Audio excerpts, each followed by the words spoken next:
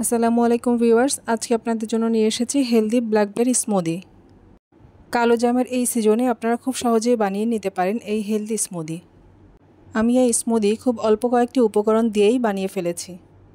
তো প্রথমেই আমি পরিমাণ মতো কালো জাম নিয়ে সেগুলো ম্যাশ করে নিচ্ছি। ভালো করে ম্যাশ করা হয়ে গেলে এর থেকে বীজগুলো ছাড়িয়ে নিব। তবে এই বিচিগুলো কিন্তু আমি ফেলে দিব না। আপনারা সবাই নিশ্চয়ই জানেন কালো জামের এই বিচিগুলো সুপার হেলদি ফুড। এই বিচিগুলো রোদ্রে শুকিয়ে আমি পাউডার বানিয়ে বয়ামে ভরে রাখব। তারপর 1 গ্লাস কুসুম গরম পানিতে 1 চামচ এই কালোজামের বিচির পাউডার, ব্যাস 1 গ্লাস ফুল অফ নিউট্রিশন। যাই হোক, এতক্ষণ অনেক বেশি বকবক করে ফেললাম। এখন আমাদের মূল রেসিপি স্মুদিতে ফিরে আসি।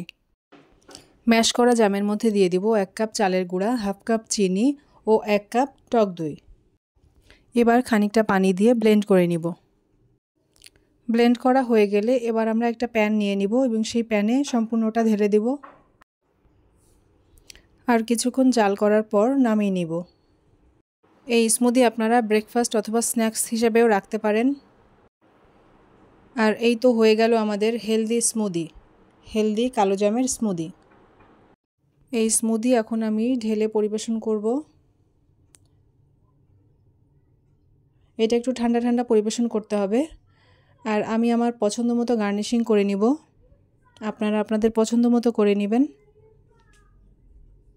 এই হেলদি স্মুদি দেখতে যেমন মনোমুগ্ধকর, তেমনি খেতেও সুস্বাদু। তো বন্ধুরা, ভিডিওটি ভালো লাগলে সাবস্ক্রাইব ও ফলো করে আমার পাশে থাকবেন। নেক্সট আবার কোনো ভিডিও নিয়ে আপনাদের সাথে আবার দেখা হবে ইনশাআল্লাহ। সেই পর্যন্ত সবাই ভালো থাকেন। আল্লাহ হাফেজ।